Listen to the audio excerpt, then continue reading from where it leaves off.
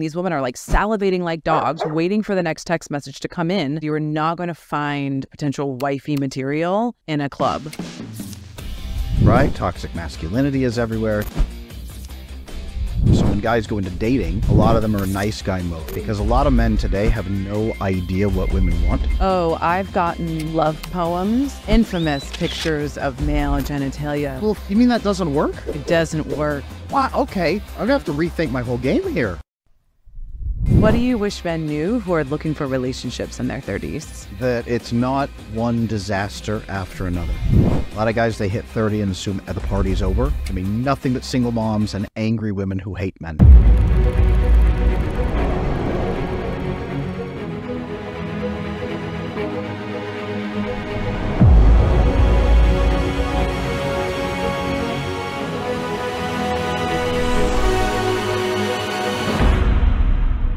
Hello, everyone. My name is Sarah Dawn, and I'm joined by Adam Lane Smith, and this is the I Wish You Knew podcast. And today we're going to talk about all the things that we wish that you knew about how to woo a woman. Because, Adam, I have been on plenty of dates where men do not know how to woo a woman. So let's get into it. Now, I'm curious, what are some of the worst experiences you've had? Because I'd imagine there are probably some terrible men out there who do not know how to date. Probably. I mean, not bad men, but their experiences are bad. What has been the worst attempts at wooing you that you have experienced in your life? Maybe no names, but... Yeah. Oh, I've gotten love poems. Yeah, like long lists, long, beautiful things about something, before I even met a guy. Before you met a guy? I've gotten bathroom selfies. I've gotten the infamous pictures of male genitalia. Well, of course. You mean that doesn't work? It doesn't work. Wow. No, okay. I'm going to have to rethink my whole game here. Yeah. Okay. Yeah. Okay. I've gotten love bombed. I've gotten, kind of like, well, they'll come on strong and then they'll go hold back. I've gotten just so many different things that have not worked. Now, are these guys trying to play a game, and so they're doing these things tactically? Are these guys legit overwhelmed by their feelings? What is driving guys to do stuff like this? What do you think? I think that guys will get really excited about the prospect of you, or there's a couple different things I think that happens, actually. I think men date from a little bit more of a scarcity than women do. So if they have less of options, right, and they have a woman that shows them any type of interest or that gives them any type of attention, or they get swiped on, it's like they just go full blown and they think that you are their wife before they've even, gone out with you. Or there's the guys who are clearly dating multiple different types, multiple women. You can just feel it. So they'll kind of give you the breadcrumb. There's kind of like, there's two different types where they just come on so strong, or they give you the, I'm going to text you on Monday and then I won't text you for another 5 days. And you're going, wait, what happened? Were we going out? Are we not going out? It's awkward. That's so funny. So there's two guys, because I coach men all the time, and there's two classifications of the overdoers, right? There's the guys who fly you out to Paris in the first week, like, oh yeah, we had a first date, now I'm going to fly you to Paris for 3 weeks of sex in a hotel, right? There's the massive overdoers. But then there's the guys who are almost like a cat that brings home a dead mouse and leaves it on your pillow for you, right? You have no idea what could possess this creature to bring you a dead mouse, of all things. It's the love poem guys. It's the, why did you send me that dick pic, right? Which one is worse, if there is a worse for you between those two guys? Definitely the Paris guy, for sure. What makes him worse for you? Because inevitably what exactly is going to happen. The pattern is 100% predictable. Okay. So they're going to come on super strong.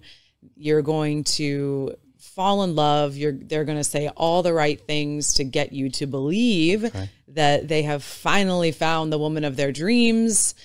And then once you typically, consummate the relationship by having sex, they will inevitably somehow find a flaw in you or find a flaw in the story, or you said something that you don't like, or you start to reciprocate the feelings that they're giving you. Yes. And then dun, dun, dun, all of a sudden it's not going to work. I hear that. So there's two different intentions at play there. One is that guy is very tactical and he's trying to move you through a goal that is not in your best interest to get there. He's actually trying to get his own goal and doesn't care how it affects you.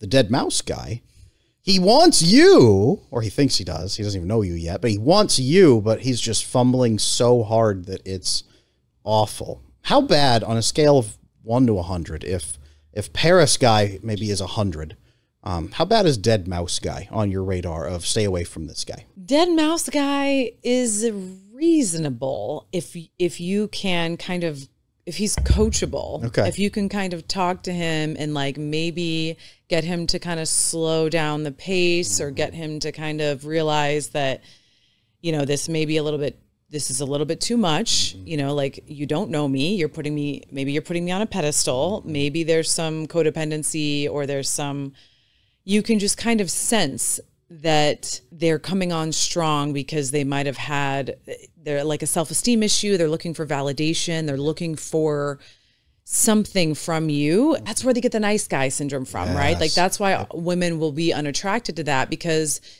there is a level of mastery that a man needs to have, or that works with when you're creating a little bit of mystery.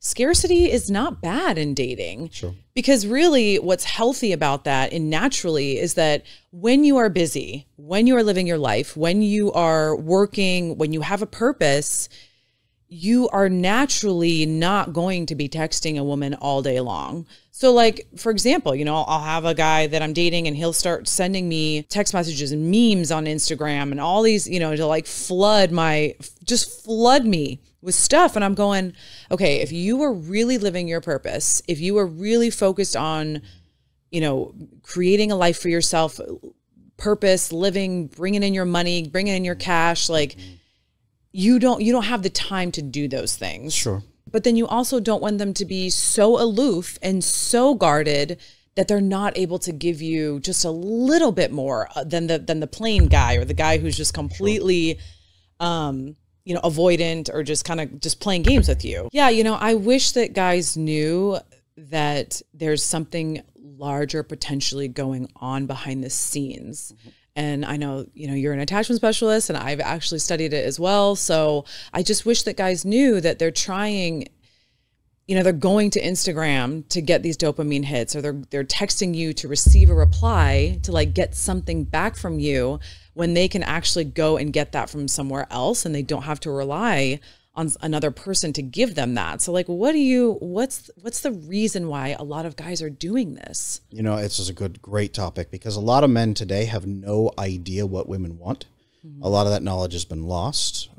We're encouraged to make women feel good, to not threaten their feelings, right? Toxic masculinity is everywhere. So when guys go into dating, a lot of them are in nice guy mode and they're trying to make you feel good.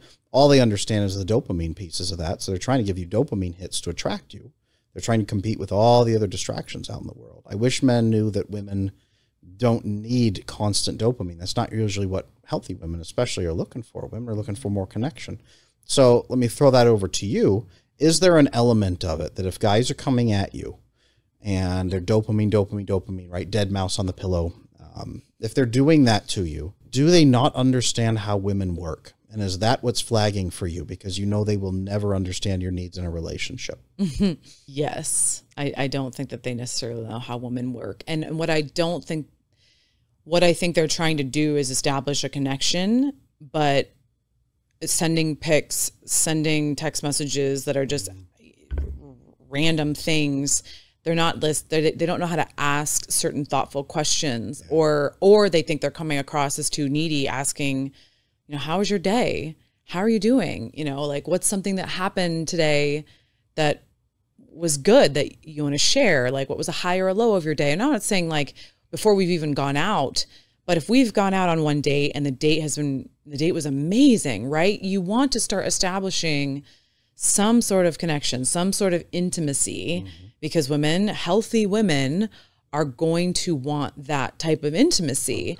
But so I think, and this is what I wish guys knew too, is that when they start to behave in these tactical types of way, when they start to kind of push and pull or like give a little bit and then take a little back, they are attracting women who will essentially have some sort of like abandonment issues or some sort of daddy issue, because then that woman, right? Because I know this person because I used to be that woman.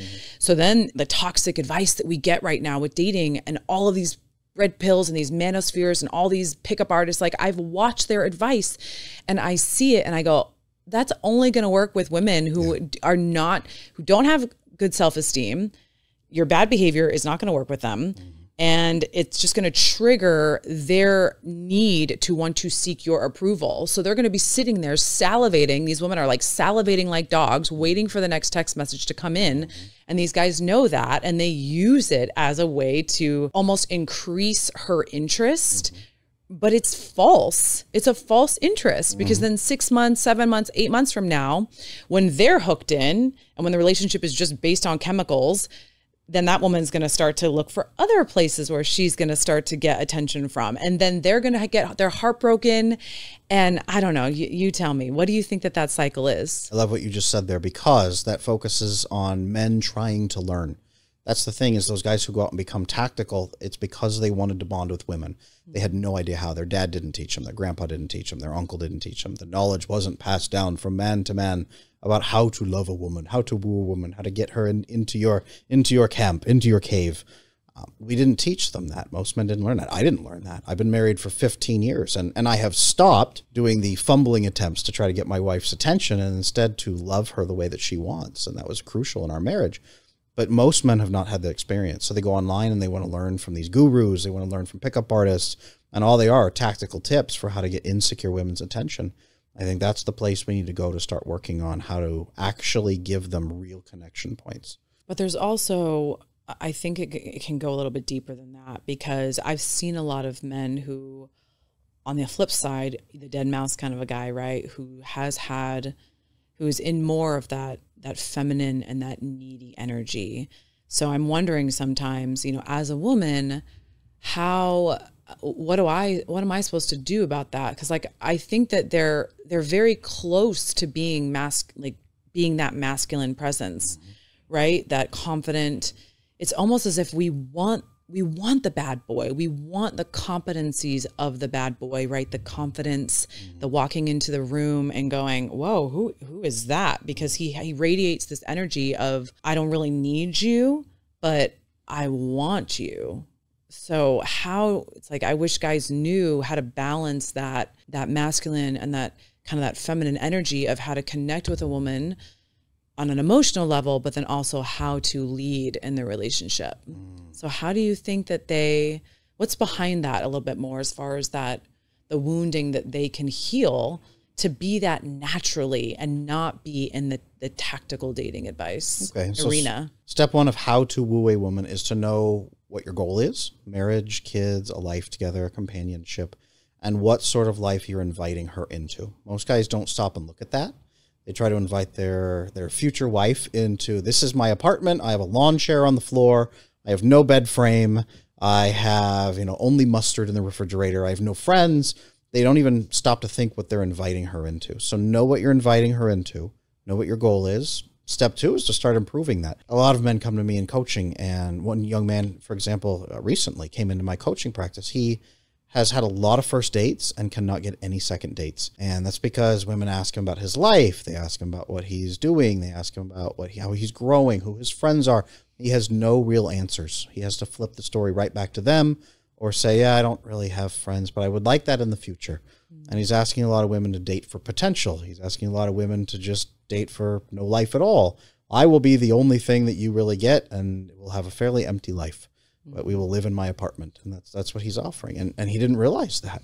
Most men have no idea what they're actually offering to women, so they try to offer dopamine. That actually reminds me of this guy actually I swiped on and was on Bumble for a little while. And he was, I think, 38.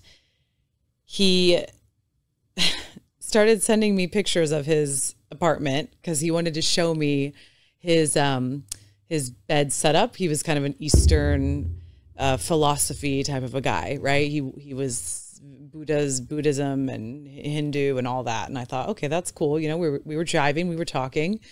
And then the bed was a Japanese mat on the floor. Yeah.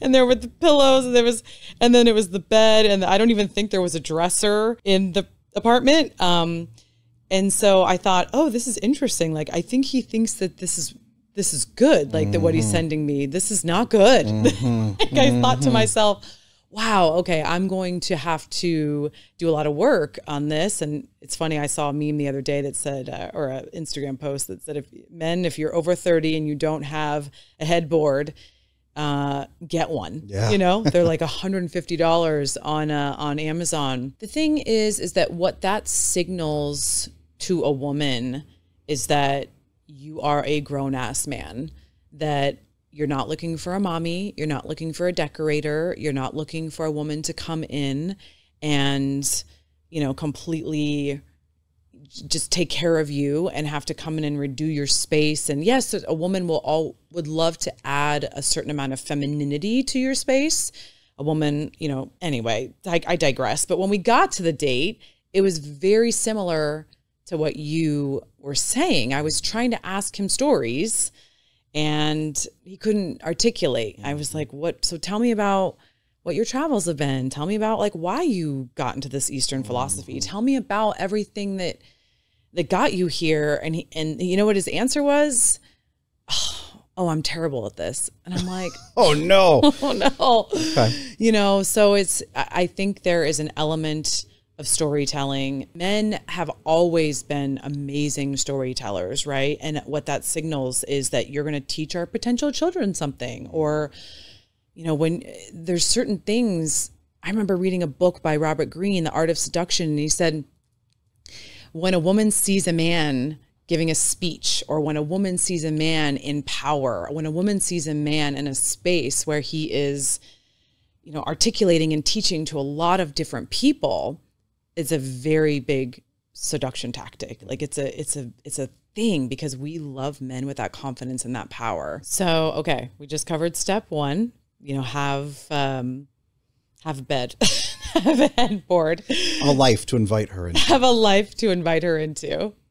Keep going. Let's keep on going. So step two is exactly what you said there. So you had this, the guy on the date who said, oh, I'm terrible at this, right? Most men are absolutely terrible at communication on the first date. Terrible at it.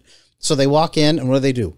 They have a list of topics in their head to talk to you about. And if the conversation falls flat, they just go into that and start randomly pulling out topics to try to shift the conversation to have a fun conversation, right? This is what most guys try to do. And it's the worst tactic in the world. So most guys, what they don't understand, what I wish these men understood was, you ask a woman questions on a date. Asking a woman questions shows that you're interested. You answer those questions at the same time. You make sure you answer when she pitches them back. Have the ability to answer the questions you're going to ask. But open with a question. Ask her a question about her answers, right? This is number one thing I have to teach men.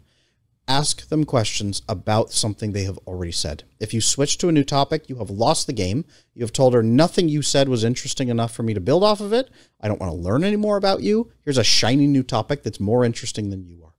Have you had guys come in, because you coach as well, have you had guys come in and talk to you and they have no idea how to actually carry a conversation? Yes. And the biggest advice that I give my coaching clients is, if there is a question that they are stumped on, or if a woman starts having a story or she's telling you something, and let's say she bought a new car, or it could be anything, you know, if she likes to go do something, there's always a why. Right. Ask the why behind the question, because then you'll start to get into her values, her philosophies.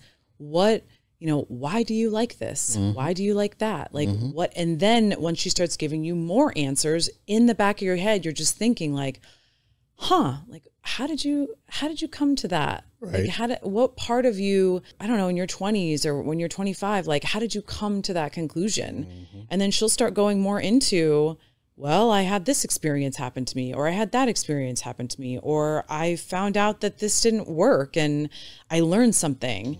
And then you can share something fundamental about yourself and as to the why you did something. But I think that's the easiest thing for guys to remember is just keep digging, but asking the why, because they'll just ask a question and it's just kind of a black or white answer, but then they won't expand on it. When you ask a woman deeper questions, it elicits a feeling of, okay, I can start to trust this guy, right? Like this guy is actually interested in me and getting to know me as a human being. He's not just interested in what's between my legs. Right. He's not just trying to ask trying to get the date over with so that we can get back to his place. And, guys, if you're listening to this right now and if you use this to be manipulative, I will come after you. What does a woman want to feel when she's out on a date is seen, heard, and understood. That is the biggest thing that a woman wants. And what I say is a woman will feel those things, seen, heard, and understood when you give her your presence and your lack of judgment. What do you think about that? What do you think a woman needs if you're coaching your clients? Man, that's great. A woman wants to feel seen, heard, and understood. What does that mean to her? I think that means he's actually going to take her seriously and begin really bonding with her, right? There's the bonding hormone called oxytocin. And if she is being asked questions and drawn out and feels engaged, she releases that oxytocin and she feels close. Now, what she's going to do, just right into step 3, right? A woman who's interested, what's she going to do? If you're asking her questions, she's going to ask you questions, right? You're going to ask right back. So many of my clients, they come in and they say, how will I know if she's interested? And I'm thinking, like, how would you not know if she's interested? She should be asking you all kinds of questions and really want to lean into asking questions and getting answers. And she'll be doing the same thing right back to you. She'll be digging and trying to figure out, where do I fit into your life? Where would I fit into your life? What would it look like if I was in your life? So she's asking questions right back. And this is step 3 that so many men get wrong. And I wish they understood and I wish they knew. If you don't answer her questions, or if you over answer her questions and start dumping, either way is bad. So I tell men this, it's the 2/3 rule. Somewhere between 50% and 75% is the right amount for answering her questions. Whatever answers she has given you, give her at least 50% of the same length of an answer, but maximum 75% length of that answer. You don't want to go over, you don't want to flood her, but you do want to give her the right amount of information so she knows you're not being tactical and secretive so that she can know you. And then you pitch the question back to her and you ask her a follow-up question. As a woman, how does that resonate with you? Amazingly. It resonates amazingly with me. But I will say that there are a couple things that some of my male clients have come to me and they have said is that Sarah, well, a lot of times she does talk all the time and doesn't ask me those questions back. And I say, well, that's probably not the type of woman that you want to continue to see. Because she might be selfish. She might have a little bit of her own narcissism, so they'll get angry about it. And I say, well, that's it. Then you got all the information that you needed, because if she's not answering back your questions or she's just not interested, she just wants to talk about herself and end the date. Like that's a 30-minute to an hour date. And that's all the information that you needed. But then I want to touch on something that you said that I think is really important. And it is the dumping. So I had a client once who, bless his soul, he was an amazing guy. And one of his problems was that he would have 8-hour-long dates, first dates. Yes. Oh my goodness. Yes. 5 hours, 4 hours. Who has time for this? He did.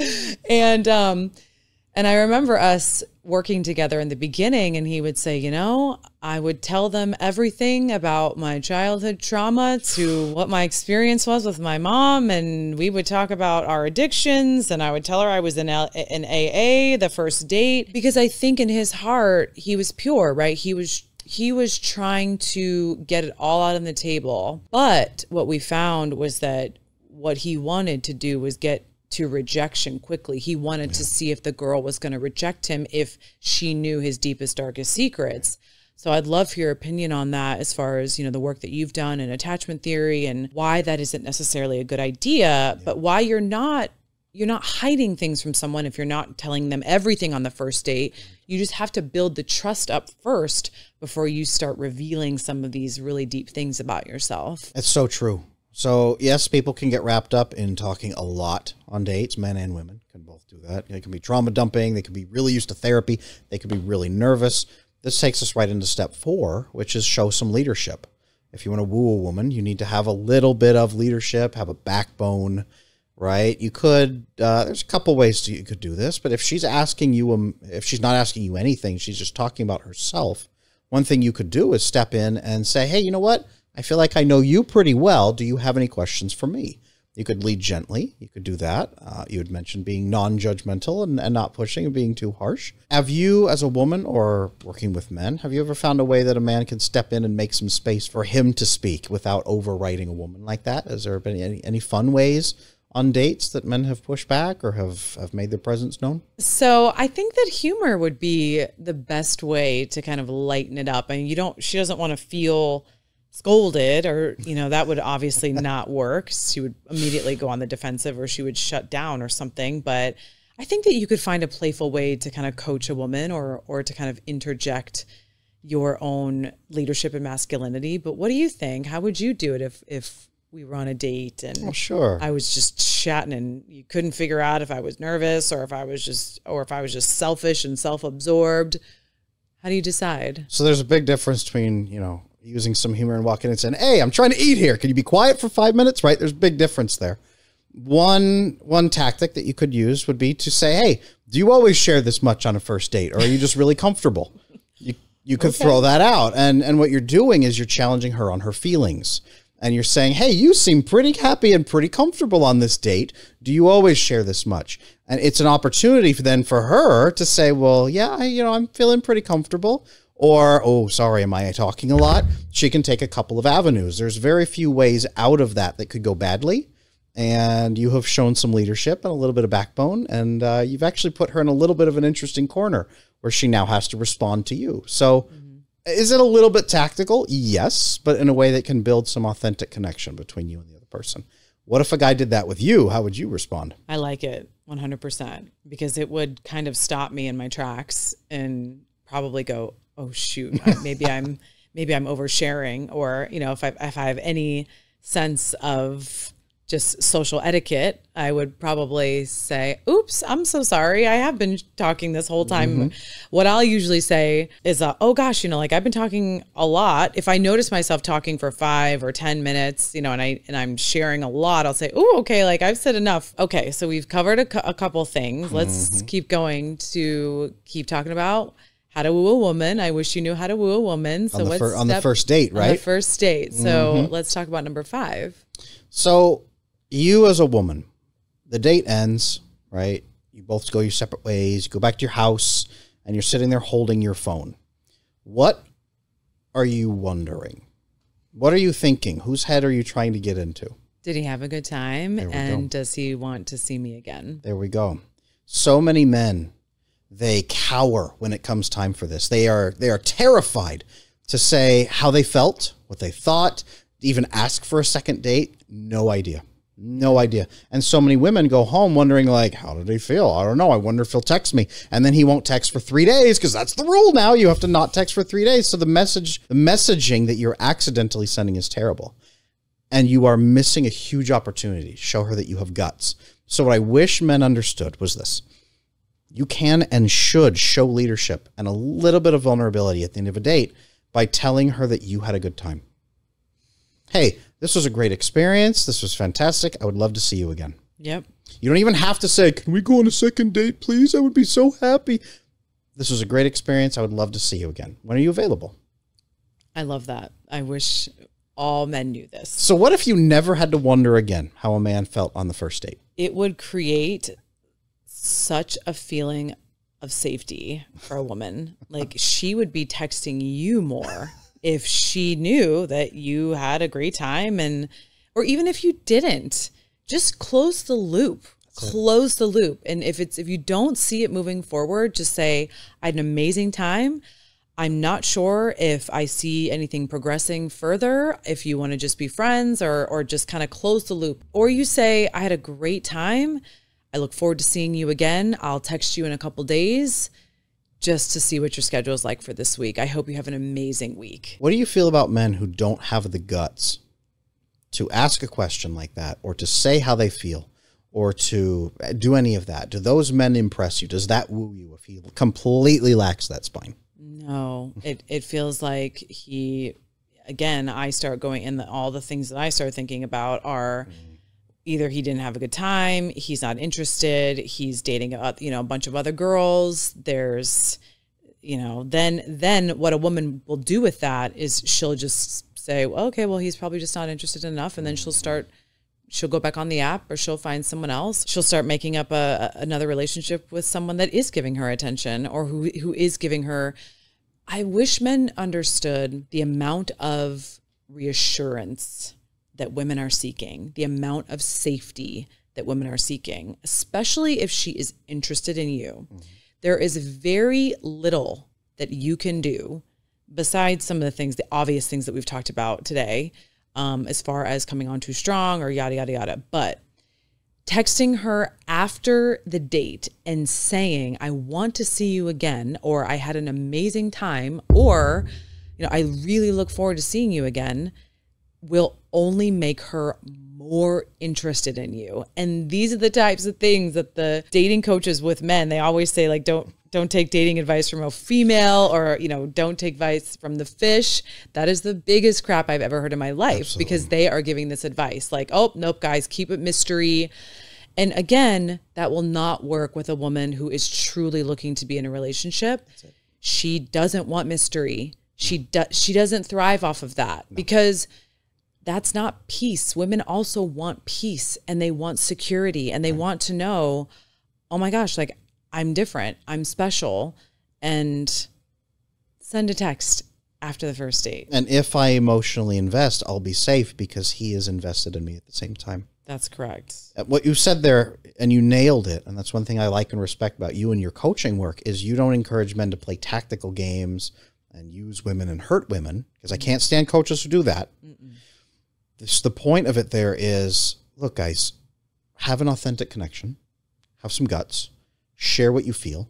You are going to filter out some women, right? Avoidant women will get up and run from the table. They don't want to hear that. Mm-hmm. Women who are going to play games will leave.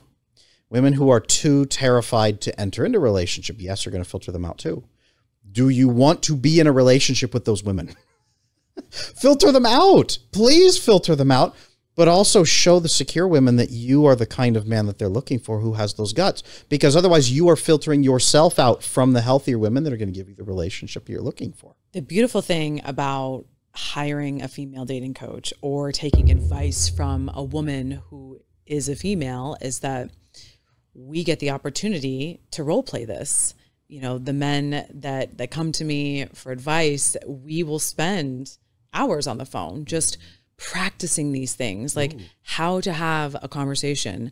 What are some stories? Like, I remember I worked with a client and I said, we need like 3 to 5 stories that you just have in the bank all the time, ready to go. And that these stories are going to have certain types of elements to them that they're looking for, right? They're looking for value systems, the woman that you want to date, right? They're looking for, why is he in the job that he's in?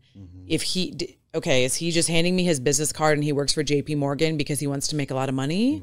Or because he has a mom that was single mom that gave up everything for him? And he is working to provide for her so that she will be comfortable in her old age, or he wants to give her the life because she made so many sacrifices for him. Oh my gosh. That's you so said different. That to a woman, she'd want to put a ring on it. That's so different. She would want to marry you in a heartbeat. And the thing is that guys don't understand that that women are listening for these types of elements.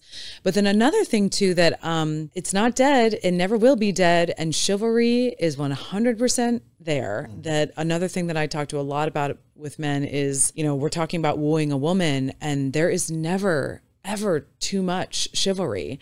The sidewalk rule, right? If we're walking and we're going to a different location, we're switching from one bar to another, and we're walking on a busy street, and you slightly just move a woman over, or put your hand on the small of her back and gently glide her over. Couple ways, right? You can start to break that touch barrier. You know, you can show her that you're very caring. You can move her over. You can show that that's a way to show leadership. I mean, there's just these little tiny things that you can do that will show a woman, that will speak very loudly about who you are as a man and who your potential would be to be in a relationship with. And that's step 4. Make sure you're showing leadership. Something you said in there that was really fascinating to me. You know, I work with a lot of male coaches, and I can give that help. Like, I have been a man, I have done this. Here's my relationship with my wife. Here's what has worked for me, worked for other people. But that's one thing that's crucial, is if they don't talk to a woman, then they're going into relationships having never spoken to a woman. Mm-hmm. This is something men used to learn from their mothers, their sisters, their aunts, their cousins. Men would grow up talking to women all the time, so it became more natural.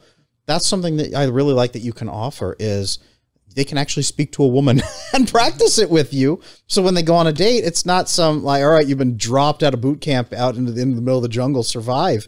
It's flowing right in that they've already worked on that with you. That's actually really cool. I've been coaching men since I was 15 years old. I have 4 brothers. They've been coming to me. They've been coming to me for advice about women.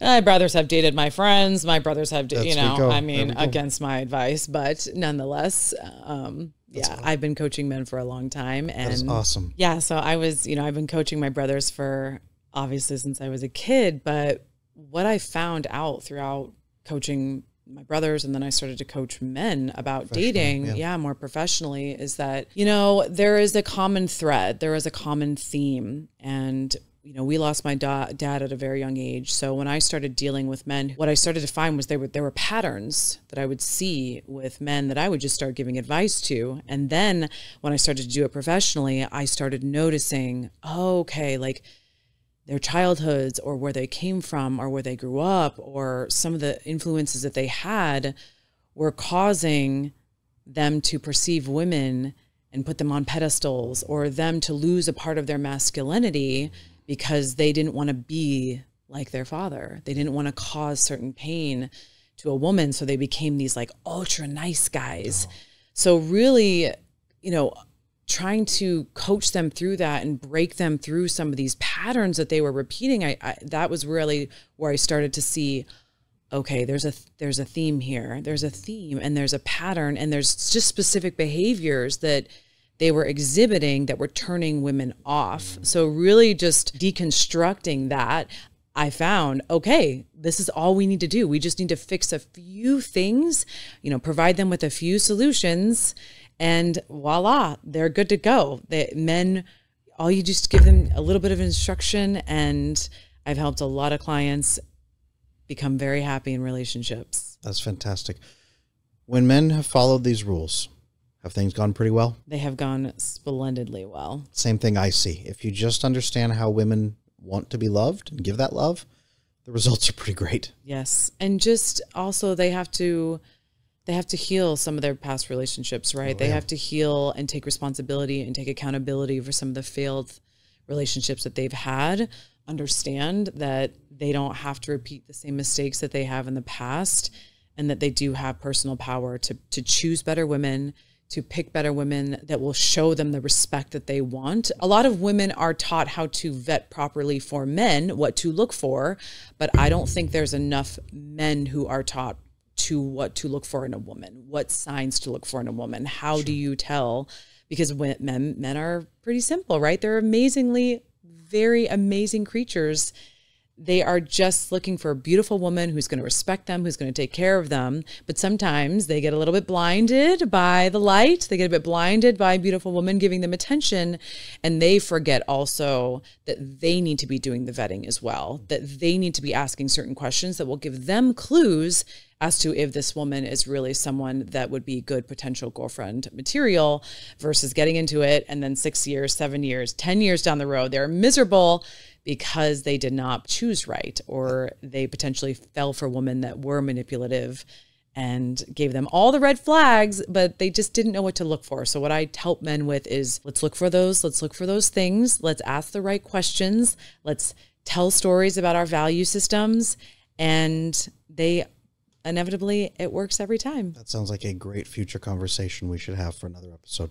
Let's do that. So Adam, let's wrap it up for our audience. Let's give them some takeaways. I wish you knew how to woo a woman. Can you summarize your steps? Make sure that you know what you're inviting her into. Make sure you're asking questions and showing interest. Make sure that you are sharing information with her so she bonds with you. Show some leadership and share with her how you are feeling as that process goes on so she doesn't have to wonder. I love it. And don't forget about charisma and chivalry. And charisma and chivalry, that's right. And learn it from a woman. So where can they find you, Adam? So we've talked about our coaching a lot here. If you want to find my coaching packages, you'll find them at adamlanesmith.com, where you'll actually find a lot of resources that I can help you with. And you can find me at sarahdonmore.com. I have a course that will cover all of this. And of course, you can hire me for personal coaching as well. Thank you very much. And we'll see you next time on I Wish You Knew.